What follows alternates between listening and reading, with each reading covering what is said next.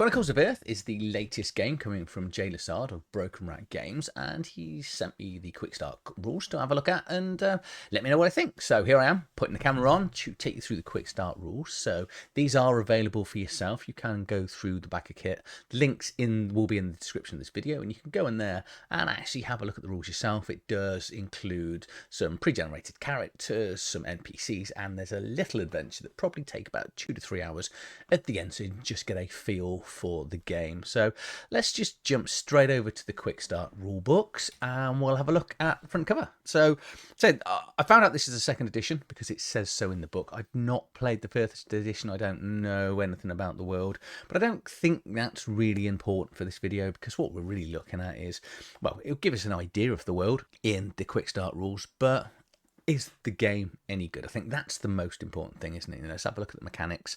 Let's see how it works. Okay, so the rules, text settings, examples are all in here. So say it's written and designed by Jay Lassard, layouts by him. There's a variety of people have done some maps and some artwork is in here. So the game's about 60% made. According to this, all artwork is complete and finalised. Okay, so here is the contents. We've got the basic rules. Oh, it's hyperlinked. I wasn't actually expecting hyperlinking for quick start rules. I think he'd probably know I'd moan, maybe. So you've got quick start rules, combat rules, magic rules, GM section, and then the cleansing, which is an adventure here. And he's got thanks to his new puppy. Oh, that's sweet. Oh, and me. Oh, cool, I'm here for the chats and reviews. Oh, thank you, mate. And Mr. Mean, which is another cool YouTuber. That kind of implied I was a cool YouTuber. I don't think I'm a cool YouTuber, but yeah, Mr. Mean is very good. Go and subscribe and watch him as well. So let's just get into this. So the basic rules here. We've got the map of the world. Oh, skipped on. So on to the quick start rules for second edition Aerthe. I assume that's how it's pronounced.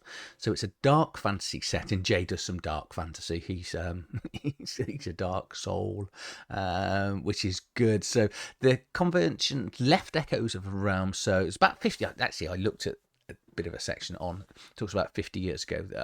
Basically, these I assume portals open and other realms merge into here. That's sort of, and then there's some sort of horrible world event that's going to happen, and then this is sort of set 50 years on, which we'll cover when we get to it.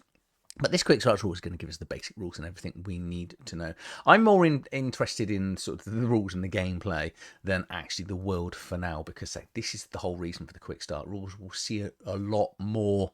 I think you'll be able to see a lot more direct off the backer kit page. There are links to this as well. But here we've got Aerthe here, which is the main world, and then we've got other islands and stuff to go on. So we've got Dervish to the south, which I think this must be Dervish here.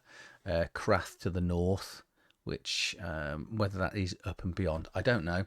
Actually, there's another map at the back, so we'll have a look at this. But let's look at the rules. It's a 2d6 system, which is nice and clean. So that's just sort of like Traveller. You know, you're taking your attribute and your foci, which is a real slimmed down version of skills. I like the way this works, actually, because it just stops that bloat of like thousands of skills in here. So you're taking the two, adding them together, rolling your 2d6, add those together, and then the result of that is how well you do. So attributes should be pretty standard. I think these will make sense. Physical, strength, finesse, dexterity, stamina, constitution, intelligence, well, intellect, intelligence, perception, noticing things, and then presence is here. So obviously we've lost wisdom if you're thinking in terms of 5e, but perception is really the one that's going to sort of slot into there. So I like the fact it is I don't know why we always compare books to 5e. I think it's probably because it's kind of things that it's very familiar, so it makes it easier, I think, to adjust and talk about. So we've got the foci. So this replaces skills, and we've got 6 of them. Occult, which is training for martial arts and faith. Athletics, climbing, jumping. Survival, healing, bushcraft. Martial training, tactics and weapons. Shadow, stealth, thievery, subterfuge, and stabbing people in stealthy ways, which I love, actually, the combat rules, which you we'll talk about that when we get to it. And then social is like chatting to everyone else. Each of these are going to range from 1 to 5. Same with the attributes and the skills. So characters will have race, culture, backgrounds, professions. But in these quick start rules, we don't need to worry about that because you've got pre-made characters. This is the most important thing to remember. And it's this table here. So if you can run it, print off this page, you'll just have a second copy of this page, or take a photograph of it, or whatever you do, and have this down in front of you. Because what essentially you're looking at is skills of 10. Well, a combined score of 10 or more is a success, more partial success. 12 or more, full success. 17, success critical. So 1 or less, fumble, which basically means the character's totally messed up. You know, he's broken his pick, he's triggered the trap, whatever it may be. 2 to 6 in total is a fail, which means they haven't succeeded, but obviously it's not as bad as a fumble. You then get 7 to 9, which is a partial fail. So you may have failed to pick the lock, but you discovered that the lock is trapped, or you heard the guards approaching. So something negative with a slight positive there. 10 to 11 is the partial success. So he did successfully pick the lock in this example. However, it's trapped, which is quite nice. Or he picked the lock just as the guards appear from around the corner. And then if you get a 17 plus, it's a critical, so something happens. You know, you might do it quicker, or discover that the lock was trapped. And you also don't manage to set off the trap as you go through it. Okay. There are some modifiers which we'll come on to later because they are recovered in here. But you might find, as a games master, you might need to we'll do a minus between 1 to 10, depending on personal situations of the players, but it is covered later on. It just gives a little example here. Advantages and disadvantages in here. So if something is favourable for the player, they're not going to roll 2d6, they're going to get to roll 2d8 and add those together. If it is less favourable for the player, they're going to be rolling a 2d4 as opposed to 2d6. The games master doesn't roll in this game. Okay, so the players are rolling pretty much for everything. Well, the games master does one roll, but I wouldn't, and I'll talk about that when we get to it. We've got secondary attributes here. The players are going to have hit points based on their physical and their stamina. They're going to have a number of wounds. Every player gets 5 wounds. So once your hit points go, you're going to start taking wounds. So you've got this sort of threshold before you to start taking sort of real damage. Defense is how hard it is for your player to be hit, which is based on sort of dodging and your shield. Resistance is your ability to shake off mental damage. Initiative, how fast you're going to go. Power pool, everyone has 12. And you can spend that power point either increasing damage if you're a non-magic user, or casting spells if you're a magic user. Carry, how much you can carry. Loving the artwork in here. This is great. Love this. So in the game, we've got 6 different races, 8 different cultures, 6 different traits. I'm assuming we will know more about this as time goes on. And you've got 5 different classes, 16 different professions. So when you do the maths, that's a lot. That's my maths, that is. There's so many different combinations, which is brilliant. You're also going to have talents, and we don't know how many talents are included in here, but we've just got the talents that are listed for the player characters, the pre-generated characters that are going to be included in here. So I'm just going to pick let's go balance. I think actually when you look at them, most of them seem to be giving advantage for situations. So they're going to sort of break the game in the player's favour. So balance here, character is at advantage when walking along beams or branches or walls. And if they've got sort of long sight, the character gains no modifiers when dealing with long ranges. Oh, archers. I'm thinking Rob. Rob's going to go, I want long sight so I can just stand miles at the back and shoot people with his bow, because that's the way he plays. We've got tag weapons. So all weapons are going to have potential tag words. Again, these are going to be keywords that are going to do additional things, modifiers, damage, potentially may even lean into criticals. But again, we'll see that when I actually get hold of some of the pre-generated characters. Combat rules, nice, quick and clean. So initiative is done. All the characters are going to have an initiative from 1 to 5. And you roll at the start of the combat. If you roll your initiative or less, you get to go in the fast turn. The NPCs all then go in the NPC turn, and then everyone that failed then goes in the slow turn. So nice, quick, simple.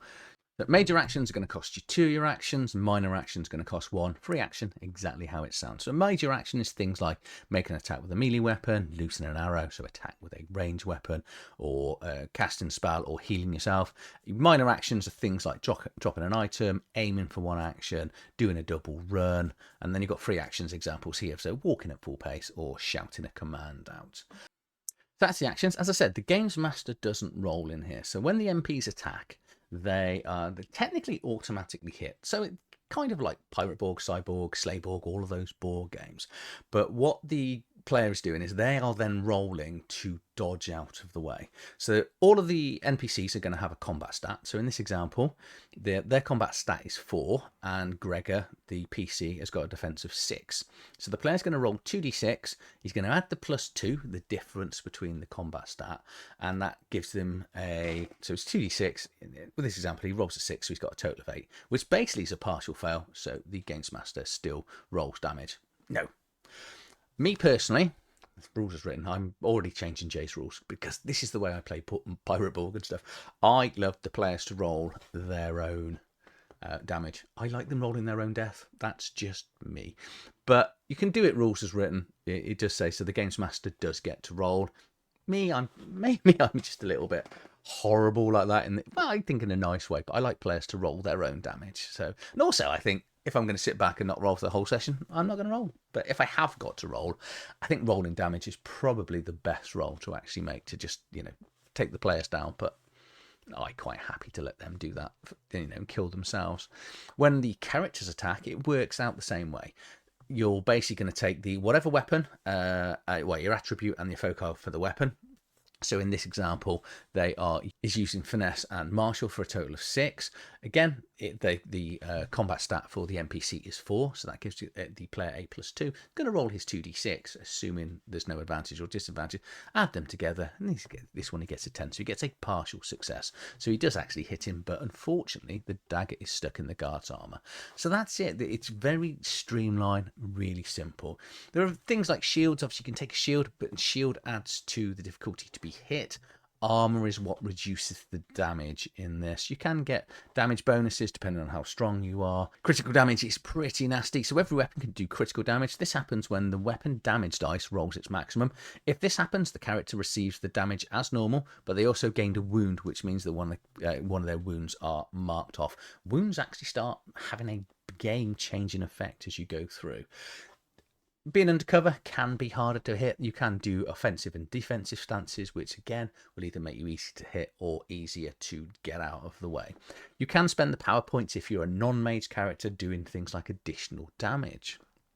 Stealth attacks, said that a while back. So when you're doing a stealth attack, you don't make your martial attack. You're going to use your shadow skill, which is like your stealthy stuff, which are like, you can do cord shots, resistances, obviously hit points are, that's before you start taking wounds. This is the bit of wounds. Once you run out of hit points, or if someone does a critical, you instantly start taking wounds. Lose all 5 wounds, hand your character sheet back over. But for every wound you take, you're going to be at +1, -1 to the roll. So effectively +1 difficulty to the roll. So everything you roll is going to be harder to achieve the more you get wounded. This reminds me of sort of like Werewolf and the World of Darkness, because that used to have the wound threshold of reducing dice pools off, but this isn't. This is just going to make it harder to achieve. Healing is also going to be a bit difficult. So if you heal in your bed in a safe spot, you get all your hit points back. If you're out adventuring, you're only getting a D8 per hit points back after a night's sleep. So it is a little bit random what you're going to get. So you're going to try and having a nice comfy warm bed is the idea. There are some magical healing, and some healing from mages and priests is available in the game. Conditions, obviously these are things that affect characters either short term, long term, and there's just the definitions and explanations here. So things like stunned, drowning, falling, prone, suffocation, electrocution. Okay, that's a new one. Well, I suppose lightning technically is electrocution, isn't it? And unconscious. Magic rules are, again, as you'd imagine from a game like this, pretty simple. You are doing your attribute plus foci. I think let's just roll over to a magic spell. The spell will tell you the attribute that you're rolling, and the spell comes off your foci as well. So we'll just go back now. So we've just seen the example here. But to cast spells, it's just like making a normal attack, apart from you don't get the plus or minus depending on the NPC's combat ability. You're rolling 2d6 or 2d8 or 2d4, depending on whether you're advantage or disadvantage. So you're taking your attribute plus the foci in occult trying to get more than a 12 for a clean success. You can spend additional power points because the spells will tell you how many power points you're going to spend, but if you spend additional ones, you can either increase the length of the spell or the damage or duration or the amount of people that you're going to be hitting with it. If you run out of power points, you can do spells off crystals and a variety of other things. If not, you're then going to either need to meditate or take a full night's rest to actually get your points back. There are two types of mages in this world. There are sanctioned mages. These are the ones that were taught at the Iron Tower, and they have a, well, let's say an abstract mage license to cast spells. They are sanctioned and people are aware that they're going to be doing the spells. Or then you get the rogue mages, those that have learnt it from other rogue mages, or I guess innate ability just to cast spells that have been hidden away. And these aren't allowed to cast spells, so they have to do it secretly and in sort of private.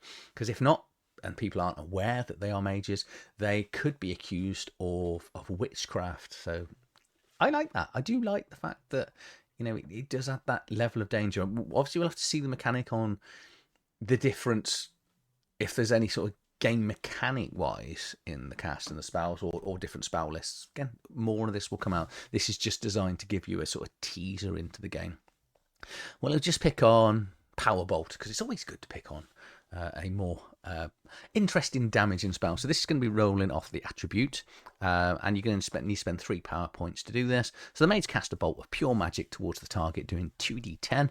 The range of the bolt is 25 foot. Armor will nullify some of the damage. The range can be increased by 5 foot for every PP spend, and the damage can be increased by a d6 for every 2 spent. So the spell details just how easy it is to up by spending more power points. Okay, so it's all in there for you. There's a couple of cantrips that the players can cast, which are sort of, you know, low level spells.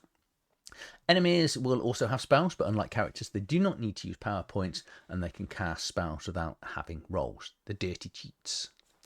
GM section. So it's just detailing a little bit about the quick start rules and understanding the world here. So this is what I said, about 50 years have passed since the Dark Days, where the Converge was forced the realms to clash together and leave echoes of themselves. So it's changed the world forever, but as time's gone on, the cities have been rebuilt. And now the church and the emperor sort of run most of the known world. However, there are some free cities to the east, and there is a big wood, so the Wirewood, which is the central zone. I'm assuming that's where the rebels are going to live. So I already like the idea of this world, that, you know, you've got the sort of Inquisition. I'm imagining is going to come in from all the church and the religious sect. You know, do as I say, not necessarily as I do, I would imagine. Which is obviously going to cause free people to rebel. So I think that's obviously really where we're going to be in the world. But we've got this modifier table. This is what we looked at right at the start, where a games master needs to work out the time to add the modifiers to the roll. Because as a standard 2d6 plus something, and, you know, if you're only looking to get over a 12, I say only, it's going to be quite difficult, but you could have up to a plus 10 if you've got 5 in both your attribute and your foci. As time goes on, it's going to be quite hard to fail a roll. So this is where the Games Master's skill is really going to come in to make easy things a little bit more difficult as time goes on. Okay, so, and it just give you some examples of, you know, from a difficult roll -2 to very hard, which is -6 here. And then we've got the NPCs and how their stats work. So breakdown here. This I'm just going to let's pick on, is it Sora Slaver? Let's go with that. So his combat's 4. Remember, this is the thing that makes them harder to hit and for them to hit us. Awareness, obviously, for the opposed check to spotting things. Morale is how much damage they have to take, or as a group, before they get out of there because they are too scared to die. Armor, obviously, is going to reduce damage, amount of hit points they've got.